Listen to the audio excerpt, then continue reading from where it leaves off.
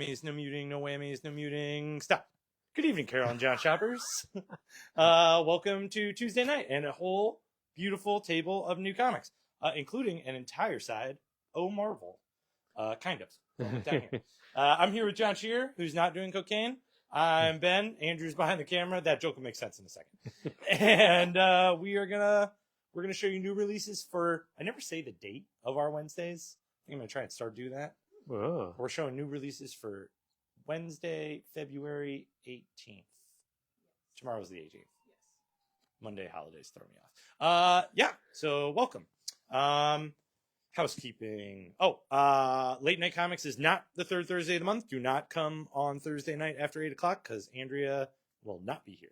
I will kick you guys out at 8. Andrea is going to bed. So tying into that, our Late Night Comics is going to be next week because February is a weird month. And some of us are going to be out of town at a sales conference, bring you back all kinds of fun, exciting comic news, hang out with comic creators in the sunshine. Though it's pretty sunny here, so yeah. So we are postponing Late Night Comics, and then we can all be here and have fun together. During that Late Night Comics, we will have buy 100 or more dollar books and get them for 50 cents, which is awesome. But no matter how many dollar books you buy, all 20% of the proceeds of Late Night Comics are going to go to blood cancer research. John Dudas' daughter, Zoe Dudas, is graciously shaving her head for blood cancer research and gaining funds for that to donate. So we're already at a good amount of money. We have a little tip jar if you can't make it during Late Night Comics to contribute there. But any amount helps, and we appreciate all that's been donated so far. And also thank you, Zoe, if you're watching this, which you're not because you're cool. So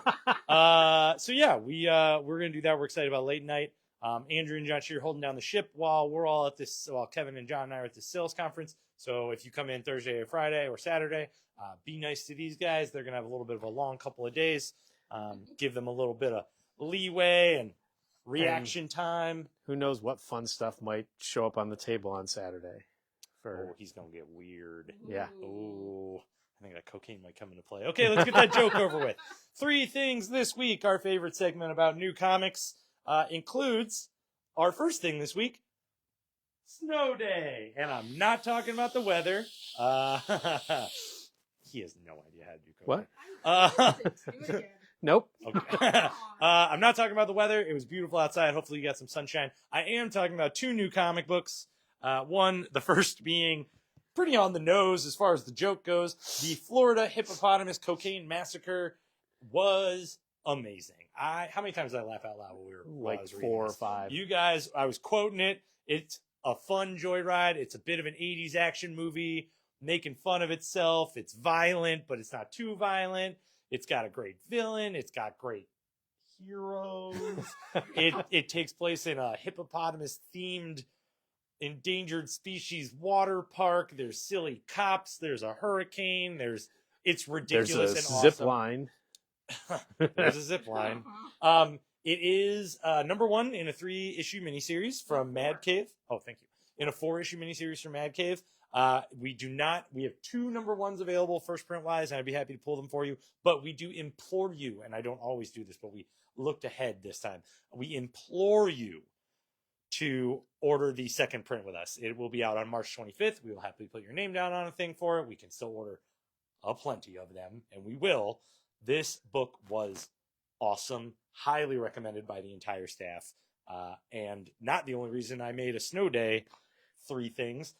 From Image Comics, Death Fight Forever is kind of a pure 80s video game romp.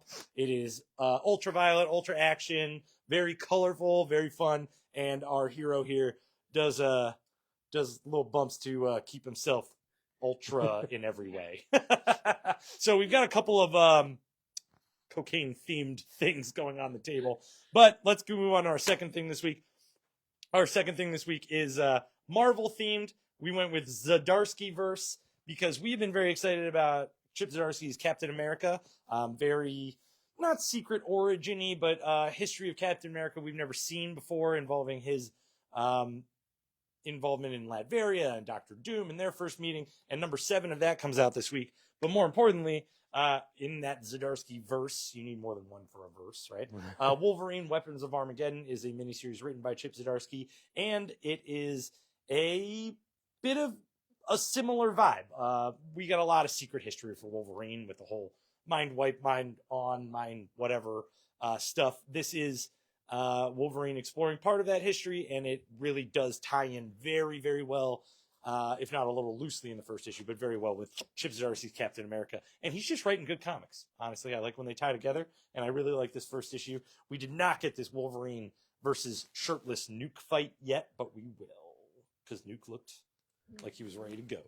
And then the last thing this week, Chainsaw Batman is about Absolute Batman number 17, which most notably is the first and awesome appearance of Absolute Poison Ivy. But we had to put something for 3 things this week, and DC's having a little bit of a light week. So this is an exciting book, always a worthwhile read. And the funny story to go along with the chainsaws is that obviously you got a plant-based villain, so Batman's going in there with some pretty heavy chainsaws. And I had a guy pre-order this book because he saw the famous manga Chainsaw Man had an homage cover that was not available to comic shops. It was some exclusive online thing, but he was very excited about it and was convinced that the book would have something to do with Chainsaw Man. So hence the pun.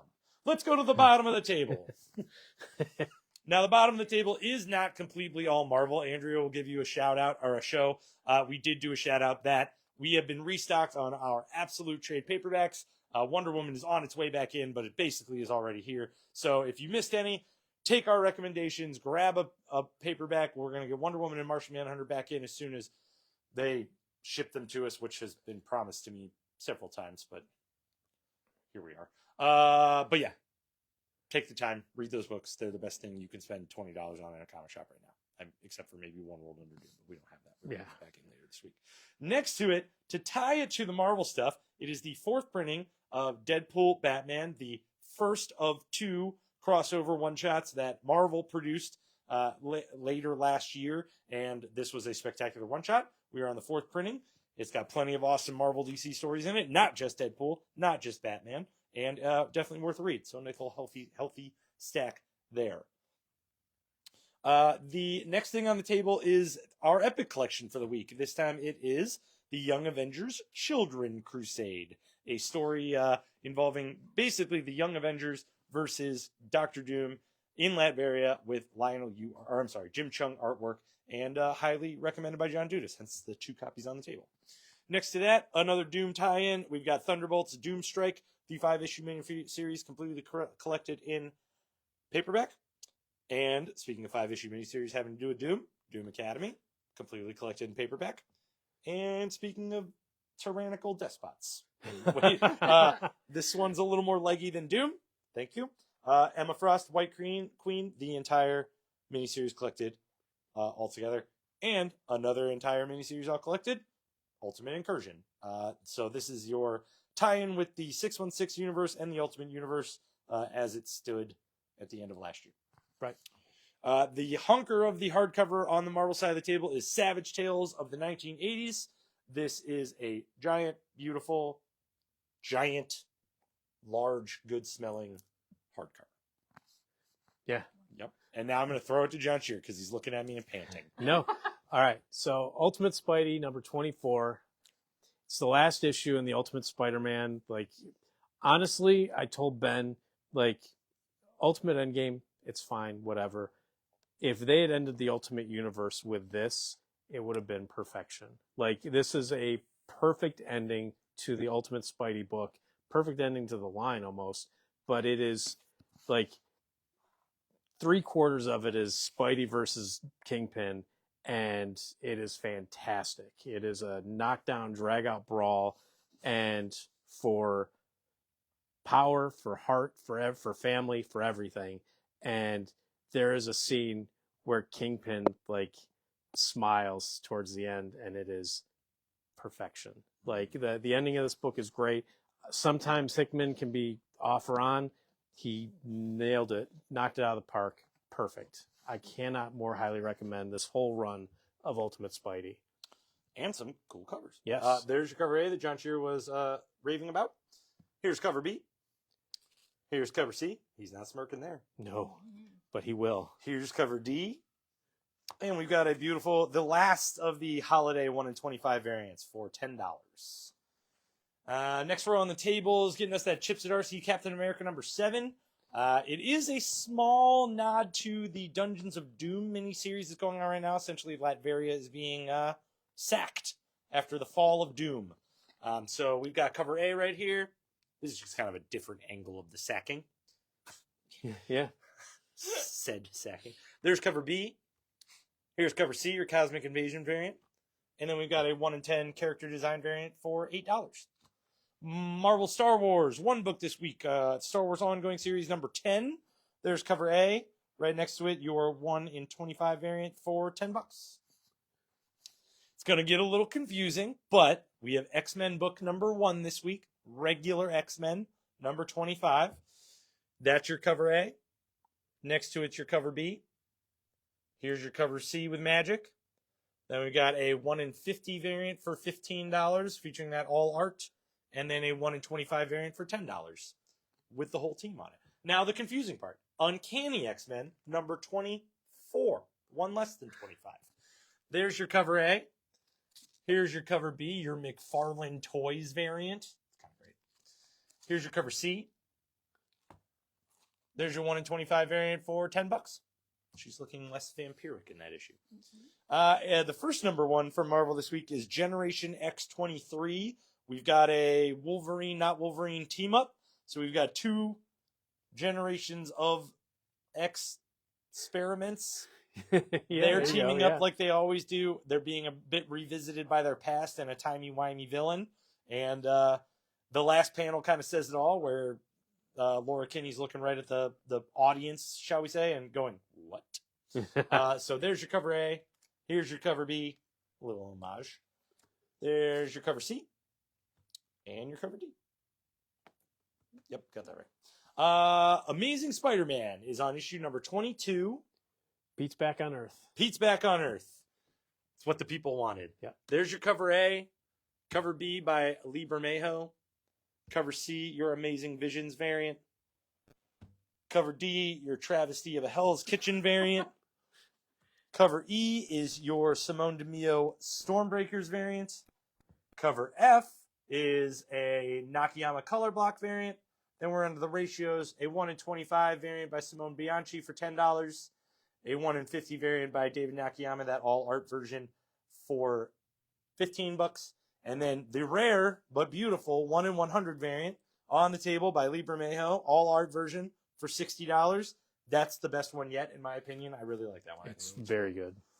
And then to finish off this row, the new issue of New Avengers, number 9. Can't wait to read it.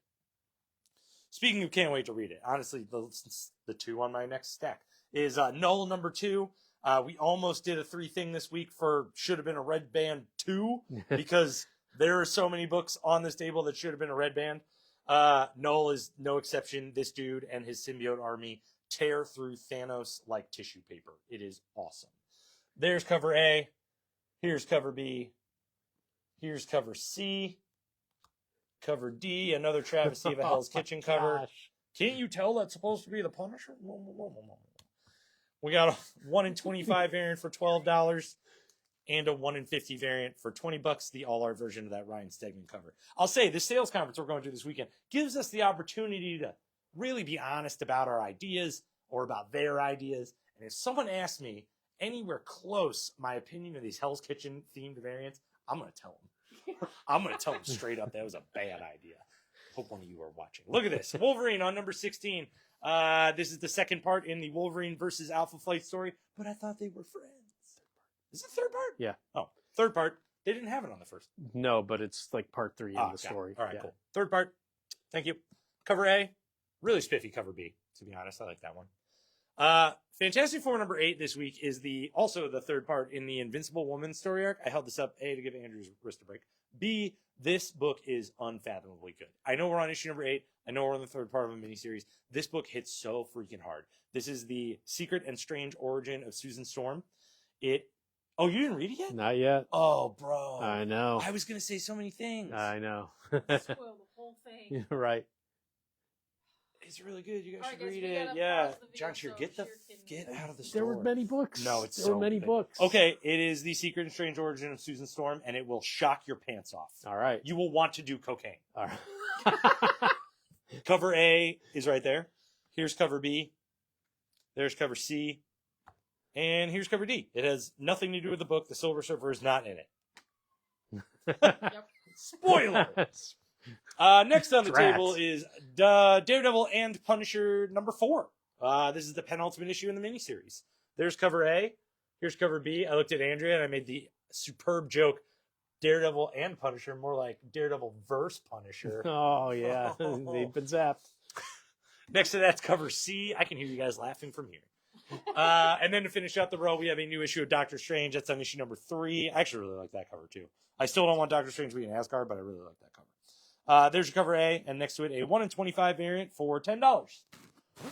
The second of our Marvel number 1s, but it's really a one-shot, the Black Panther 60th anniversary. Black Panther, I did not realize this, has been kind of AWOL from the Marvel Universe for the last half a year or so. Since the end of Blood Hunt? I think so, yeah. Okay, actually, so for a little while. And this is a story by a lot of Black Panther creators. All kind of exploring the idea of where he might be, who he might be with. There's a lot of extra Marvel Universe appearances and interactions that you don't typically see Black Panther with those characters. So that's pretty cool. There's cover A. Here's cover B. Here's cover C. And then we've got Side Dimensional Rivals there in issue number 2 of 5. A whole new batch of creators on this one, all show ran by Peach Momoko. And then another Marvel number 1, The Deadly Hands of Kunlun. It is a pretty close follow-up to The Undead Iron Fist, but we are seeing a lot of heavenly cities hierarchies, and we've got a new god of war that some people are trying to usher his appearance on Earth by spreading the blood of the innocent, and other people are trying to stop it. It's a pretty intense series, but not for characters that I follow really closely, so a little lost on it, but it looked cool. It looked cool.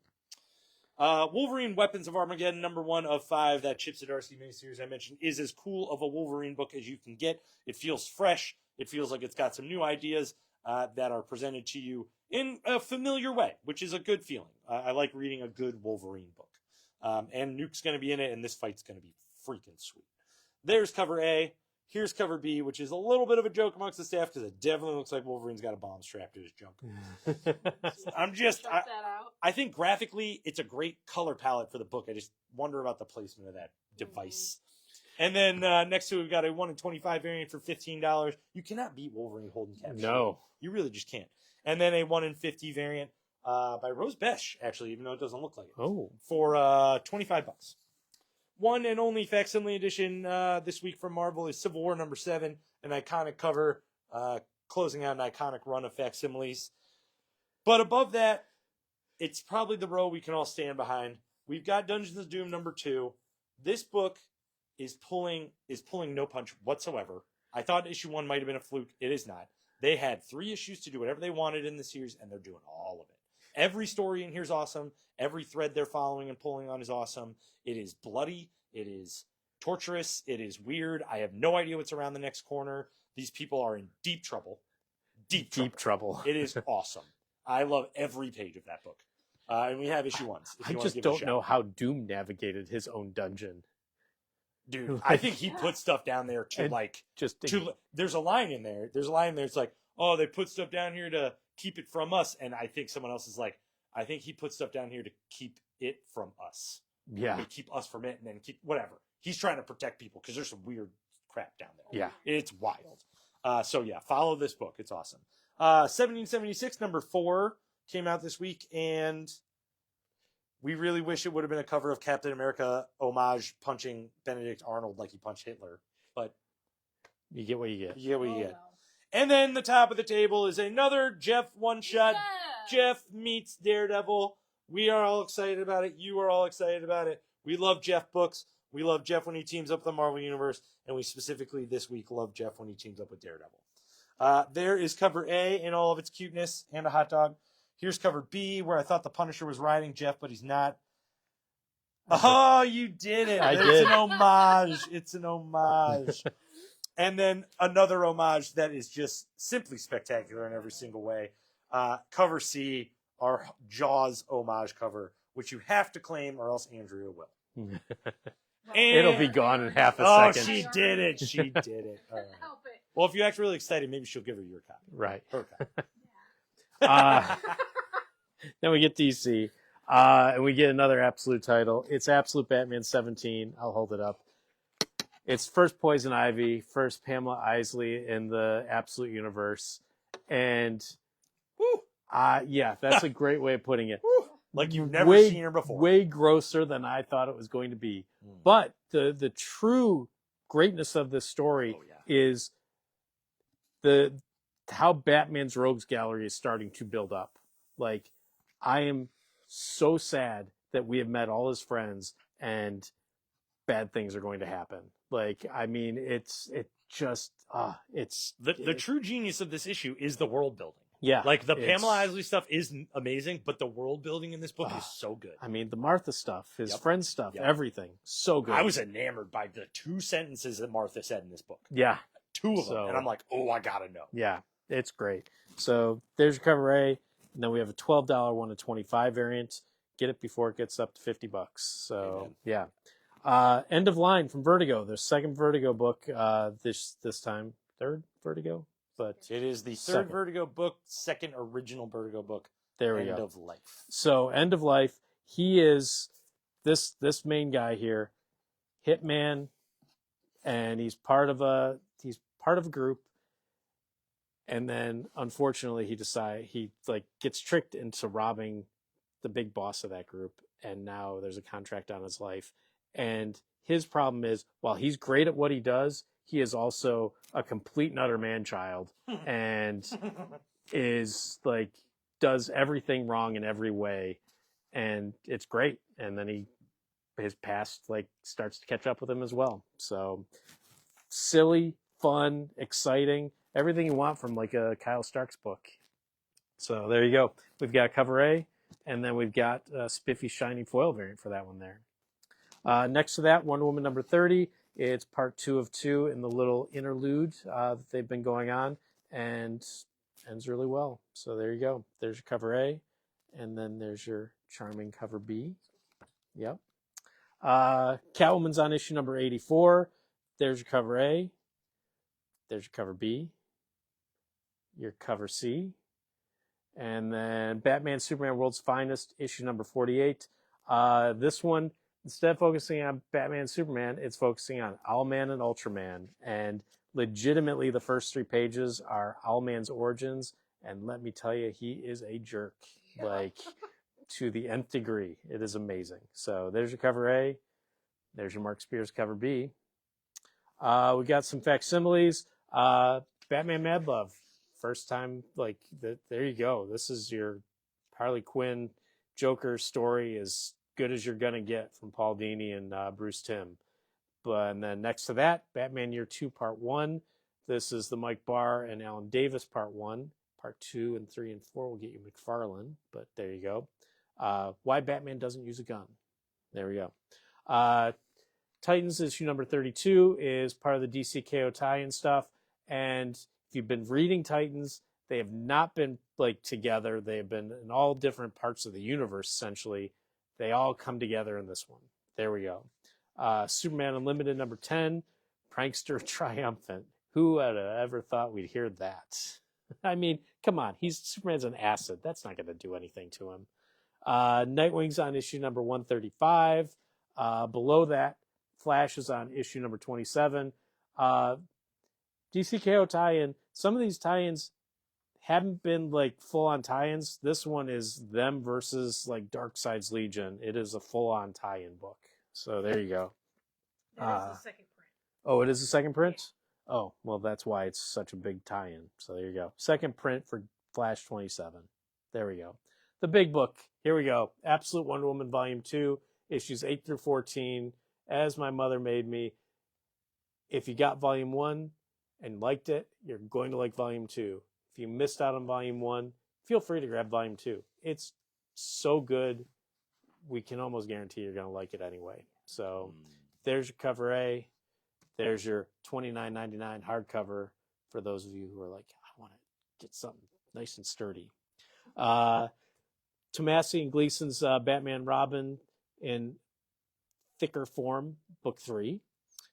Green Lanterns on volume 5. Batgirl, I'm almost certain is volume 2. It is. I was right. In Bloodlines in their collection. And then we have one of their work in progresses, the Dark Knight's Metal, super duper oversized. You get the pencil work, you get the ink work, all in black and white, all by Greg Capullo, so it looks real pretty. There I you like go. Greg Capullo. Yep. That's not even my favorite book of his, and I like his artwork. Right. So, and then we get small press stuff.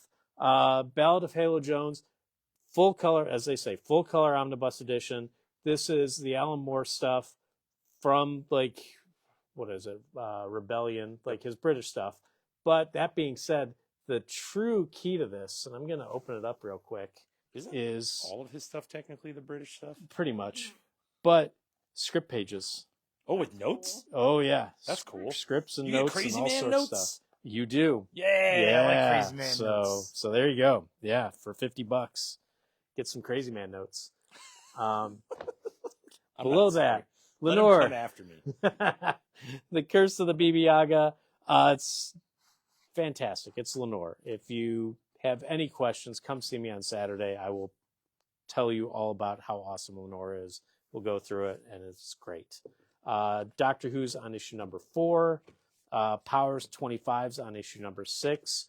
Also cool in the back, he gives a whole history of like his main character in the book from his perspective, and it's wonderful. Carmen Red Clan is with that creepy baby. Oh my gosh, issue number 2. Oh, yeah, So Creepy yeah, Baby. creepy baby. Yep. Issue number I 2 like of that. wonky-eyed baby. Yeah.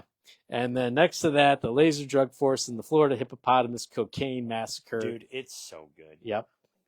As wonderful as we had hoped. We really, really, really thought, like, wow, that book has a great cover and a great title, and it's going to be garbage. And boy, were we wrong. Yep. Like, once I read it, I tried to read it more, and we couldn't. But we'll get that second print in. So please, please, please take us up on that. Yeah. I think it's a 4-issue miniseries, Andrew said. So Yep. it's going to be great every freaking issue. I don't know where these guys came from, but I don't cannot either. wait to read Yeah. more from them. Me So way to go, guys. Something's Killing Children's on volume 9. Minor Arcanas on issue number 14 from Jeff Lemire. Deluge is on issue number 4 from Ignition. Catacomb Torments on issue number 8. Creepy Baby number 2. Creepy Baby number 2. Paul Tobin's story in the first one, and that's a creepy story. So there's cover A. We've got an $8 1 in 10 variant for that one there. There's a good internet troll story in there, too. Oh, is there? Yeah. Nice. Terminator Metals on issue number 5.